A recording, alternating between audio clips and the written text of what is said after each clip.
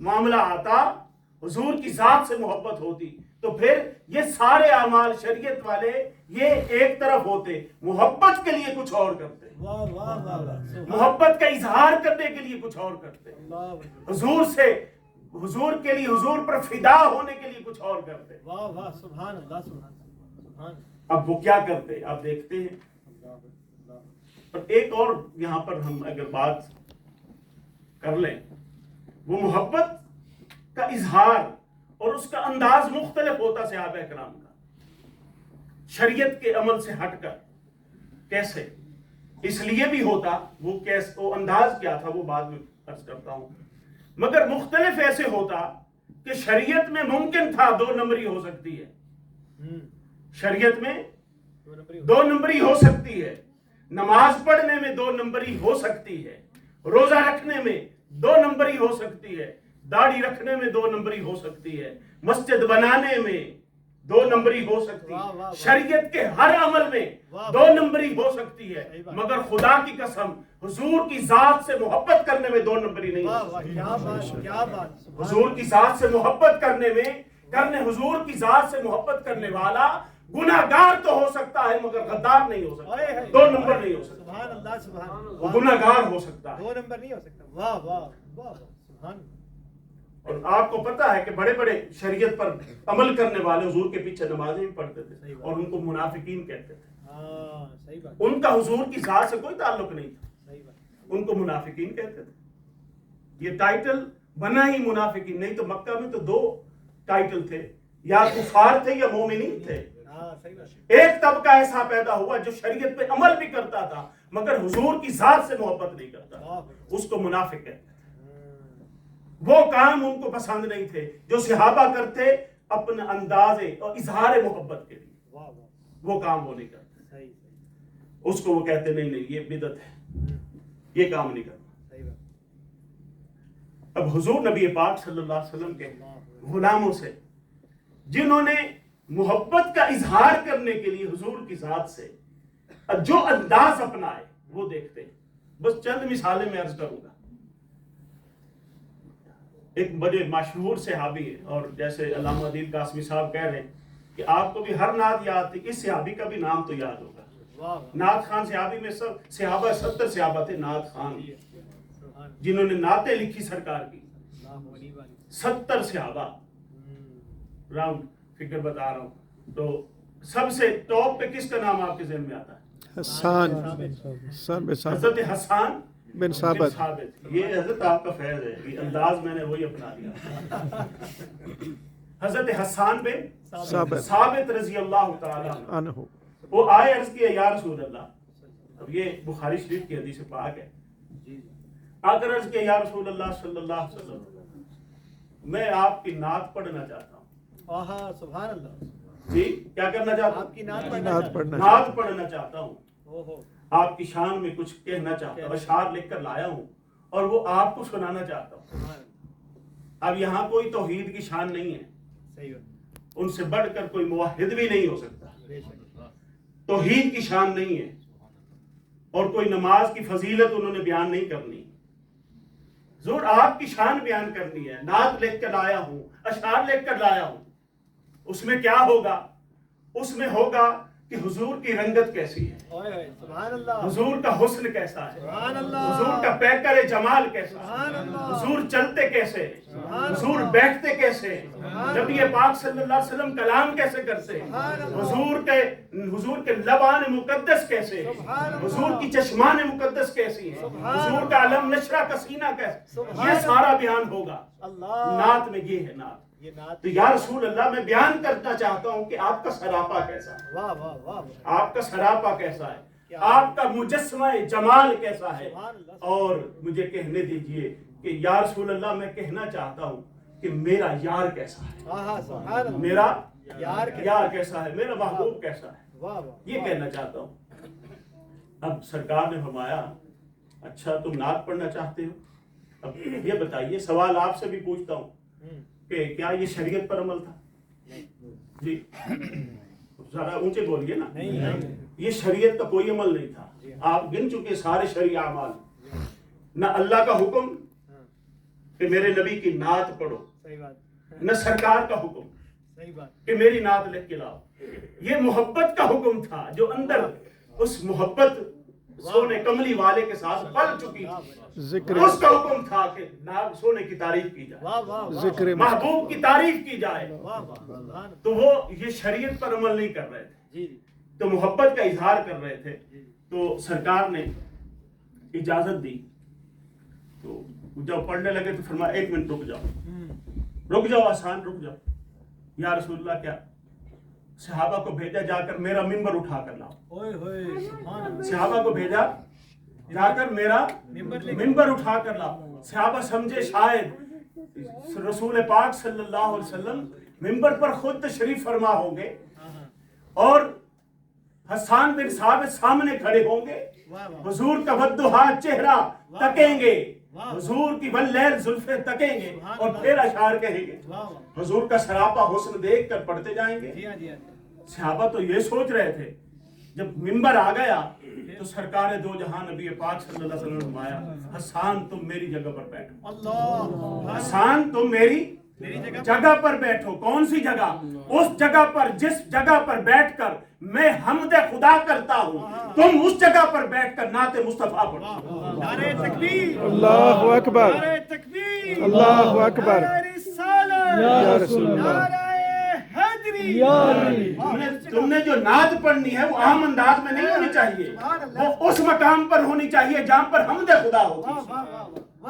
اور نعت مصطفیٰ پڑھنے کے لیے سرکار دو جہاں نبی پاک صلی اللہ علیہ وسلم نے حسان بن ثابت کو اپنے منبر پر اونچی جگہ پر بٹھا کر، یہ بھی مغالطے ذہنوں میں، جب ذہن کو عقل کو تالے لگتے ہیں اور جب محبت رسول دل میں نہیں ہوتی تو عقل عیار ہے سو بھیس بدل لیتی ہے، طرح طرح کے اعتراض کرتی ہے۔ آنے والے یہ بھی کہہ سکتے تھے اچھا حمد تو اونچی جگہ پر پڑھی گئی نا، نعت نیچے بٹھا کے پڑھی۔ سرکار نے اس کا بھی جواب دے دیا، نہیں، جس مقام پر حمد خدا ہوتی ہے اسی مقام پر نعت مصطفیٰ ہوتی ہے۔ سبحان اللہ، سبحان اللہ، ان کا مقام الگ نہیں ہے، جدا نہیں ہے۔ سبحان اللہ، سبحان اللہ، بڑی اب بات۔ سرکار نے حضرت حسان بن ثابت کو بٹھا دیا، حضرت حسان بن ثابت کو منبر پہ اب مجھے بتائیں، شریعت پر عمل کرنے والا کتنا بڑا کیوں نہ ہو، متقی ہو، پرہیزگار ہو، جتنا بڑا ہو، وہ جنت میں جائے گا نا، صحیح بات، اس کے جنت اور اعلیٰ مقام میں چلا جائے گا۔ صحیح بات۔ مگر حضور کی ذات سے محبت کرنے والا منبر رسول پہ بیٹھا ہے، اوئے ہوئے اللہ اکبر، سبحان اللہ، حضور کے مقام پر بیٹھا سبحان ہے، تو اللہ۔ کس کا درجہ بلند ہوا، جنت کا یا اس مقام کا جہاں پر رسول خدا بیٹھتے تھے؟ سبحان اللہ، سبحان اللہ، واہ واہ، بڑی بات۔ جی طاہر بھائی، آقا کے منبر بلند ہے، سبحان اللہ، کس کا مقام بلند ہوا؟ واہ واہ، حضور کے حضور کی ذات کا منبر کا مقام بلند ہے نا جنت سے۔ بے شک بے شک، شریعت یقیناً جنت میں لے کر جاتی ہے، ہاں ہاں، مگر محبت محبوب کے ارد گرد رکھتی ہے۔ اوئے ہوئے، صحیح بات، جہاں محبوب ہوتا ہے وہیں پر عاشق ہوتا ہے۔ واہ واہ واہ، سبحان اللہ، سبحان اللہ، اب کثرت نماز، کثرت روزہ اور کثرت حج، کثرت صدقات و خیرات بندے کو اس مقام پر نہیں پہنچاتے جہاں پر حضور کی ذات کی محبت پہنچاتی ہے۔ بے شک، واہ واہ واہ، بڑی بات ہی، بڑی بات کی، سبحان اللہ، سبحان اللہ۔ اور پھر حضور نبی پاک صلی اللہ علیہ وسلم نے یہ مسئلہ بھی حل فرما دیا کہ جہاں پر میں بیٹھ کر حمد خدا بیان کرتا ہوں اسی مقام پر نعت مصطفیٰ صلی اللہ علیہ وسلم۔ اب اس مقام پر اب بتائیے کہ نبی پاک صلی اللہ علیہ وسلم نے خود تو بٹھایا، ظاہراً تو خود بٹھایا، جی ہاں، مگر اللہ تبارک و تعالیٰ کی مشیت کے بغیر سرکار دو جہاں نبی پاک صلی اللہ علیہ وسلم کوئی کام، کوئی حکم جاری نہیں فرمایا۔ نہیں فرمایا، بے شک، یہ وہاں پر بٹھا کر نعت پڑھوانا اور سب کو شامل کرنا اور خود نعت سننے والوں میں نیچے تشریف فرما، اللہ اکبر، نعت پڑھنے والے کو اوپر بٹھانا جی جی، اور خود سامعین میں، بیٹھنا، واہ سبحان اللہ، واہ واہ، خود سامعین میں نیچے بیٹھ کر سننا۔ سبحان اللہ، یہ کیا تھا؟ یہ اس لیے تھا کہ یہ اللہ کا حکم تھا، واہ یہ اللہ کا حکم تھا کہ اللہ تبارک و تعالی خود وَرَفَعْنَا لَكَ ذِكْرَكَ کہہ کر خود ہمہ وقت اپنے محبوب کا ذکر بلند کرتا ہے، اپنے محبوب کے مقام و مرتبے کو بیان کرتا ہے، بلند کرتا ہے، اور وہ کہتا ہے کہ میں اکیلا ہوں مگر کہتا ہوں کہ ہم نے آپ کا ذکر بلند کر دیا، اور ہم کہہ کر ہم سب گناہ گاروں کو جو حضور سے کی ذات سے محبت کرنے والے ہیں، حضور کی ذات کی تعریفیں کرنے والے ہیں، حضور کے حسن کو بیان کرنے والے نعت خوان ہیں، ان کو اپنے ساتھ شامل کرتا ہے اور کہتا ہے وَرَفَعْنَا، کہ ہم ذکر کرنے والے ہیں، میں آسمانوں میں ذکر کرتا ہوں، تم زمینوں میں کرو، میں آسمانوں پہ محبوب کا نام جپتا ہوں، تم زمینوں میں اس کے نام چوما کرو، تم اس کے نام چومتے رہو۔ کسی شاکر، وہ شجابادی ہے نا، شاکر شجابادی بہت بڑے شاعر ہوئے، وہ کہتے ہیں تیڈا میڈا ہک جو ہے محبوب تاول ای کروں، تیڈا میڈا ہک جو ہے محبوب تاول ای کروں، عرش تے تو نہ گھنے میں ات چمیندہ رہ ونا، عرش تے تو نہ گھنے میں ات چمیندہ رہ ونا۔ یہ ایسا اشتراک محبت اللہ تبارک و تعالیٰ نے کیا ہے کہ ایک محبوب رکھا ہے، ادھر وہ ذکر میں مشغول ہے، ادھر ساری کائنات ذکر میں مشغول ہے۔ اللہ نے ہر ایک کو محبوب کی محبت میں جوڑ دیا ہے، خالق بھی اسی محبوب کی محبت میں ہے اور تمام مخلوقات بھی اسی محبوب کی محبت میں مشغول ہے۔ علامہ رفیع کبیر صاحب نے بیان کیا نا کہ کائنات کی ہر شے سرکار سے محبت کر رہی ہے، ہر شے سرکار سے محبت کر رہی ہے۔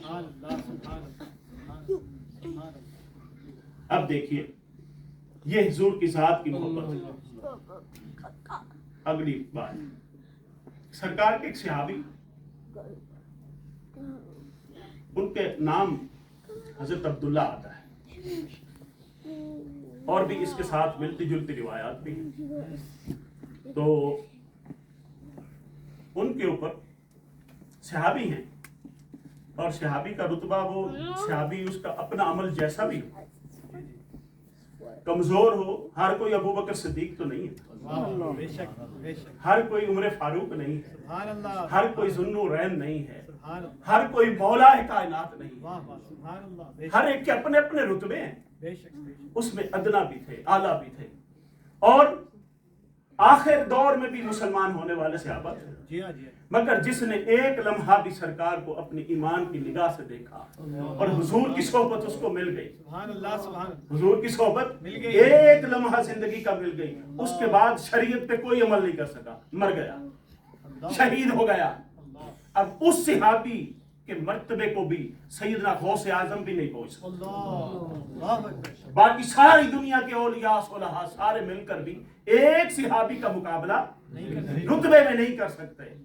ان کی عبادات سب کچھ زیادہ ہوں گی، نمازیں زیادہ ہوں گی، نوافل، کثرت عبادت، کثرت صیام، سب کچھ ہوگا، اس کے پاس شریعت کا ایک عمل بھی نہیں ہے، مگر رتبے میں وہ صحابی، اس نے چونکہ ایمان کی نگاہ سے ایک دفعہ سرکار کو دیکھا، حضور کی ذات کو دیکھا ہے اور دیکھ کر کلمہ پڑھ لیا ہے، بس دیکھ کر کلمہ پڑھ لیا ہے۔ ایک صحابی ہیں، بخاری شریف کی حدیث پاک، وہ آ کے بیٹھتے ہیں سرکار کی بارگاہ، مگر ان کا ایک عمل ایسا تھا جس کی وجہ سے ان کے اوپر حد جاری ہو گئی، کوڑے لگے،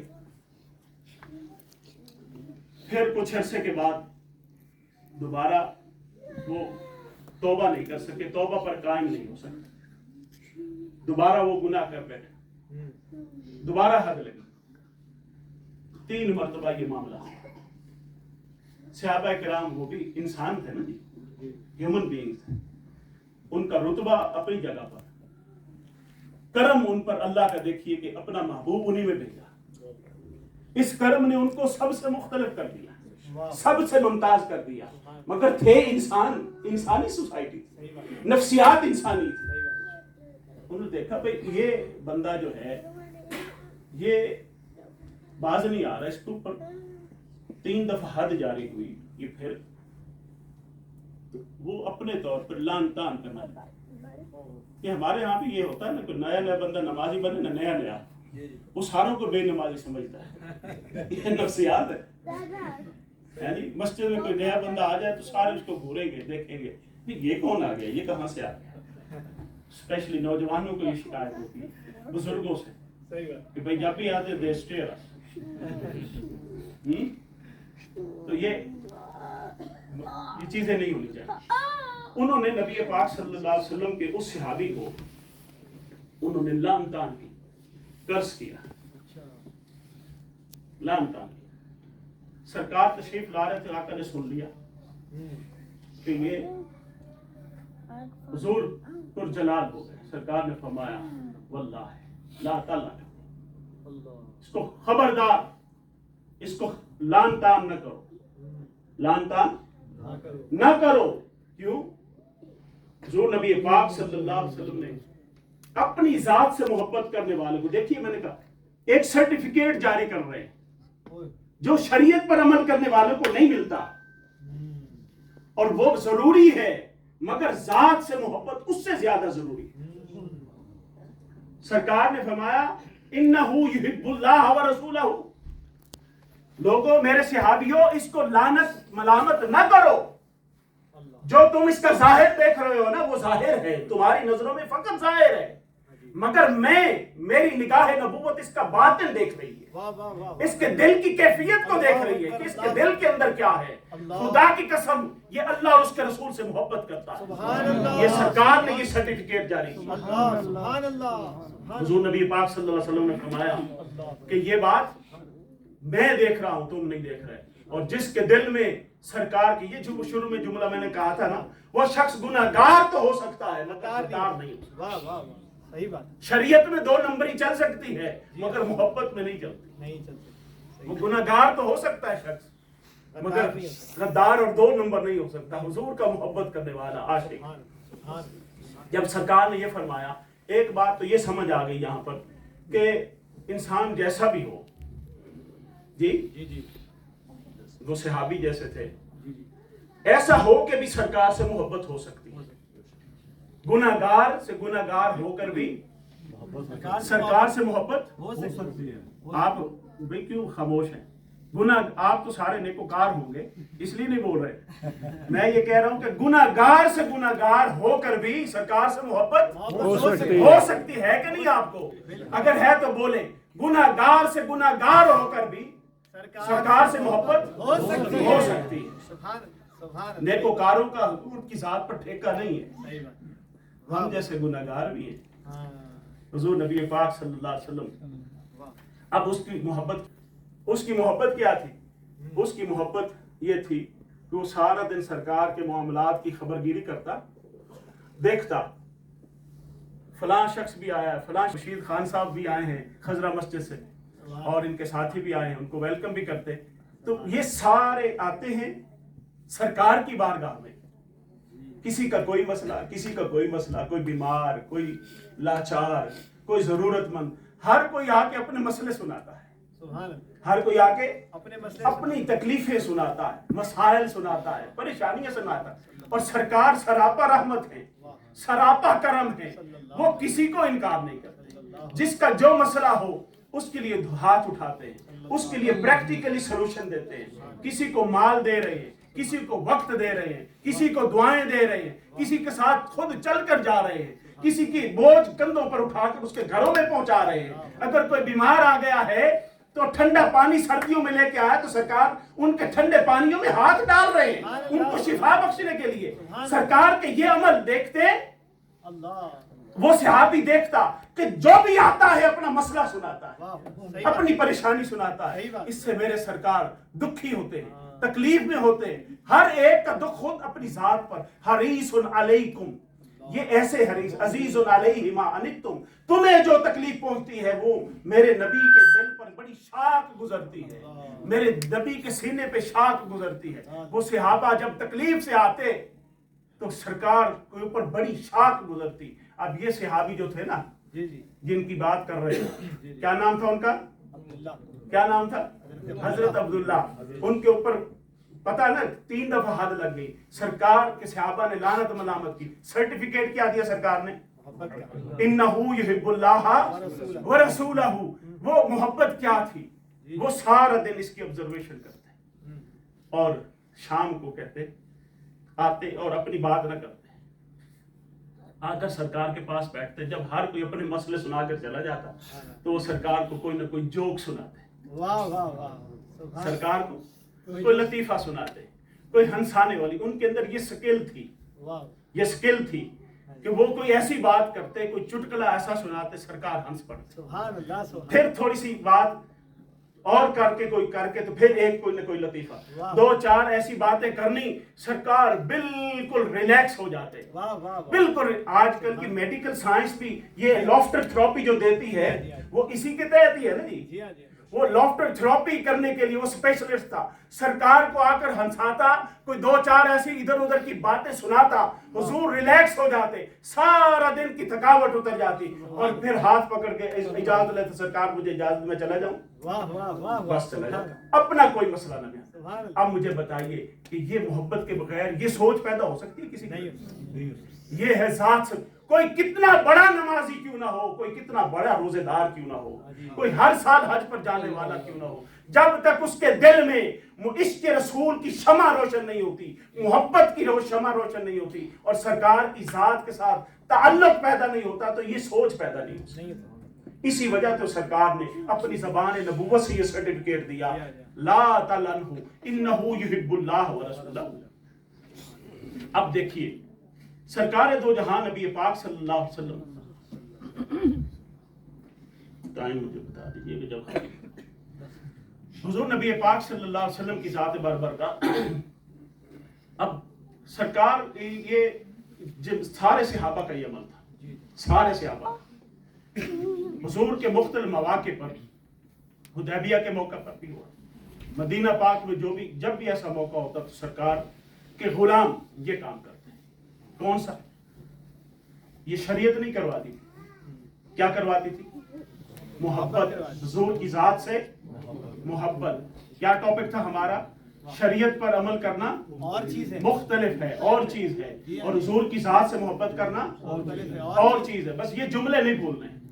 اور پھر آگے میں آپ کو سارا صحابہ اکرام کی بخاری شریف کی حدیث سنا رہا ہوں، نبی پاک صلی اللہ علیہ وسلم کے جمیع صحابہ اکرام ان کا یہ معمول ہوتا ہے۔ صلح حدیبیہ اس پر بھی یہ بیان ہوا، اس وقت 1500 صحابہ، 1400-1500 صحابہ، حضرت عروہ بن مسعود ثقفی بیان کرتے ہیں۔ اس کے علاوہ بے شمار روایات اس طرح کی، اگر آپ کتاب الادب اٹھا کر ادب المفرد امام بخاری کی اس کو پڑھے، اس میں بھی سارے یہی موضوعات نبی پاک صلی اللہ علیہ وسلم کے ساتھ محبت کے مظاہر۔ تو جب بھی سرکار وضو کرتے تو حضور نبی پاک صلی اللہ علیہ وسلم کے پانی، آپ دیکھیے نا، بڑے سے بڑا شہنشاہ بھی ہو، بڑے سے بڑا جس سے آپ بڑی محبت کرتے ہو، جس کی بڑی عزت کرتے ہو، بڑا رتبہ ہو، کوئی نہیں لے لیں یہاں کی ہماری جی اپنی یو کے کی جو کوئین ہے، وہ جب وضو کرتی ہوگی تو اس کا پانی، یا وضو تو کیا کرنا، انہوں نے منہ دھوتی ہوگی تو پانی کہاں گرتا ہوگا؟ نالی میں جاتا ہوگا، سنک میں۔ جی ہو سکتا ہے وہ سنک ہزاروں پاؤنڈ کا ہوئے گی جی، سنک مہنگا تو ہو سکتا ہے، مگر کہیں گے تو اس کو نالی ہی نا جی۔ اب اس مسجد میں جو سنک لگے ہیں وہ اور ہیں، کوئین کے محل میں جو لگے ہوں گے وہ اور ہوں گے، مگر کام تو ایک ہی ہے نا، نالی میں جا رہا ہے، وہ وضو کرے، ہاتھ دھوئے، پیر دھوئے، پانی کہاں جا رہا ہے؟ نالی میں۔ بڑے سے بڑا بادشاہ ہاتھ دھوئے، پانی کہاں جائے گا؟ پانی نالیوں میں جائے گا۔ مگر سرکار بھی وضو فرماتے۔ حضرت عروہ بن مسعود کہتے ہیں کہ میں نے دیکھا حضور وضو کر رہے ہیں، نبی پاک صلی اللہ علیہ وسلم وضو کرنے لگے تو پانی نیچے نہیں گرتا۔ کہاں گیا پانی؟ یہ رپورٹ دے رہے ہیں اہل مکہ کو، پانی کہاں گیا؟ کہتے کہ یہ 1500 جو صحابہ تھے، اسی لیے تو دوڑ کے آئے تھے، کوئی نماز پڑھ رہا تھا، کوئی قرآن کی تلاوت کر رہا تھا، کوئی کچھ کر رہا تھا، وہ ویلے تھے نہیں بیٹھے ہونے نا۔ 15 سرکار کے صحابہ تھے، کوئی تلاوت قرآن میں مصروف ہوگا، کوئی نماز میں ہوگا، کوئی لرننگ کے پروسیس میں ہوں گے، مگر مصروف ہوں گے، فارغ نہیں ہوں گے، کسی بھی کام میں ہوں گے۔ جب سرکار وضو کرنے لگے تو ہر ایک نے اپنا کام چھوڑ دیا، وہ وضو سیکھنے نہیں آئے کہ سرکار وضو کیسے کر رہے ہیں، وہ اس لیے آئے، عروہ بن مسعود کہتے ہیں اس لیے آئے کہ پانی کا کوئی قطرہ نصیب ہو جائے۔ آ کر انہوں نے اپنی ہتھیلیوں کا فرش بنا لیا، ہتھیلیوں کا فرش بنا لیتے صحابہ، پانی کا ایک قطرہ بھی نیچے نہ گرنے دیتے، اور جس کو نہ ملتا وہ دوسرے کے ساتھ ہاتھ رگڑ کر اپنے جسم پر ملتا۔ حضور بال کٹواتے، बाल कटवाते थे, कोई एक सहाबी सरकार का मुंह मुबारक, बाल मुबारक नीचे न गिरने देता, नीचे न गिरने देता। और इसका तो ये वो काम थे वुजू के और बाल कटवाने के, जिसका पता चल जाता है ना भाई, मैं अगर वुजू करने जाऊं तो आपको पता चल जाएगा, वुजू का एहतमाम होगा, कोई पानी ला रहा है, कोई तौलिया ला रहा है जी। बाल कटवाने लगो तो कुर्सी रखेंगे, कोई हजाम को बुलाएंगे, भाई बाल कटवाने, पता चल जाता है। मगर अगर कोई थूक फेंकना चाहे, इसका क्या पता कब फेंके, दूध कहाँ फेंके, पता चलता है? नहीं ना चलता। सरकार जब लुआबे दहन आप थूकते फेंकते तो सहाबा किराम उसको भी नीचे न गिरने देते। आप अपनी बीनी मुबारक, नाक मुबारक साफ करते तो उसको, उस रेशे को भी नीचे न गिरने देते। हजरत उर्वा बिन मसूद कहते हैं कि मैं दंग रह गया कि ये मंजर देखा, और मैंने ये मंजर न किसरा ईरान के महल में देखा, न कैसर रूम के महल में देखा, बड़े बड़े बादशाहों के पास गया, मगर किसी उसके बादशाह के असहाब को मैंने उसकी ताजीम उस तरह करते नहीं देखा जिस तरह असहाब मोहम्मद एक दरख्त के नीचे बैठे हुए अपने बादशाह की ताजीम कर रहे थे, अपने नबी की ताजीम कर रहे थे। वो कहते हैं कि मैं, अब वो लगता था कि वो चेहरा मुस्तफा को तकते रहते थे कि सरकार कब अपना लुआब दहन फेंकेंगे तो हम अपने हाथों में। अब मुझे ये बताइए, ये सारे काम कुरान में आए थे? भाई आप जवाब जुर्रतमंदी के साथ दें। नहीं। कुरान में आए थे? नहीं। सरकार ने फरमाया था उनको? नहीं जी। नहीं। अच्छा चलो जी, उन्होंने अपनी मर्जी से कर लिए ना? जी हाँ जी। अपनी मर्जी से किए, जी जी, मोहब्बत की वजह से। जी हाँ। अगर ये नाजायज होते, नाराए तकबीर, अल्लाहु अकबर, नाराए रिसालत, या रसूल अल्लाह, नाराए गौसिया, या गौसे आजम, अगर ये नाजायज होते जी जी जी, तो ना उसने मना किया, ऊपर वाले ने, ना उसने मना, इसने मना, सरकार ने मना किया, ना रब ने मना किया। उसी वक्त वही उतर सकती थी, जी हाँ जी हाँ, मना नहीं किया, इसलिए कि ये वो काम थे जो सहाबा नहीं करने थे। सही बात, सही बात। सहाबा ने ही अपनी मोहब्बत से कर कर अपनी सुन्नत बनाना था। ना सरकार फरमा सकते थे, ना अल्लाह का हुक्म था इस पर। सही बात, सही बात जी। जी हाँ। तो सरकार के सामने ये कुछ हो रहा है और रब भी हुक्म नहीं दे रहा, तो ये रब की भी तकरीरी सुन्नत हुई, या मुस्तफा की भी तकरीरी सुन्नत हुई, साइलेंट अप्रूवल रब की भी हुई और मुस्तफा की भी हुई। तो नबी पाक सल्लल्लाहु अलैहि वसल्लम के सामने जब ये सब कुछ हो रहा था, जब जिसका हुक्म कुरान में भी नहीं है और हदीस में भी नहीं है, तो इसी को तो बिदअत कहते हैं। अल्लाह, इसी को क्या कहते हैं? बिदअत कहते हैं। बिदअत कहते हैं, नई चीज। जी हाँ जी हाँ। वो नई चीज कर रहे थे, इसलिए कि बिदअत वो इसलिए कर रहे थे कि मोहब्बत की चस ही नहीं आती जब तक बिदअत ना। वाह वाह वाह, क्या बात, मोहब्बत का मजा नहीं आता क्या बात, जब तक नया अंदाज ना अपनाए। बिदअत का माना क्या है? नया अंदाज। जी हाँ जी, सिर्फ एक चीज का ख्याल रखा जाए, उसमें किसी नाजायज अमर का, किसी हराम का की आमेज़श नहीं होनी चाहिए, किसी हराम अमर का इर्तिकाब नहीं होना चाहिए। बाकी सारी जो मोहब्बत आपकी चाहती है, जिस तरह चाहे आप इजहार करें, और सरकार के सहाबा ये करते थे, ये कर रहे थे और उसको मना नहीं किया। अब ये आप ये ना कह के अपनी तरफ से बात कर दी है, तो अपनी ही बात, मगर अब हजरत उस्मान गनी रजी अल्लाह तआला अन्हु ने एक दफा सरकार को दावत अपने घर आके अर्ज किया, या रसूल अल्लाह मेरे काशाना है, गरीब खाने पे तशरीफ लाए, मेरे गरीब खाने तशरीफ लाए। तो सरकार ने कबूल फरमा ली दावत। जब लेने का दावत का टाइम आ गया, दिन आ गया, टाइम आ गया, तो हजरत उस्मान गनी सरकार को लेने पहुंच गए। सरकार को लेने अर्ज किया, या रसूल अल्लाह टाइम हो गया आपका दावत का, तशरीफ ले चलिए। हुजूर ने फरमाया चलो। उठ के चल पड़े, सहाबा किराम भी हैं और सरकार उस्मान गनी भी साथ साथ चल रहे। जो ही आपने घर से बाहर कदम रखा, हज़रत उस्मान गनी कहते 1 2 3 4, उन्होंने गिनती शुरू कर दी, सरकार चलते जा रहे। नबी पाक सल्लल्लाहु अलैहि वसल्लम ने सुन लिया, फरमाया उस्मान तुम क्या गिन रहे हो? ये क्या गिन रहे हो? अर्ज किया, या रसूल अल्लाह सल्लल्लाहु अलैहि वसल्लम आज मैंने इरादा किया था जब सरकार मेरे ऊपर करम फरमाएंगे और मेरे घर तशरीफ लाएंगे ना, تو جتنے قدم چلیں گے وہ گن کر میں اتنے غلام آزاد کروں گا. سبحان اللہ سبحان اللہ کیا اب بات. غلام آزاد کرنے کا تو حکم تھا نا جی, غلام آزاد کر. سرکار غلام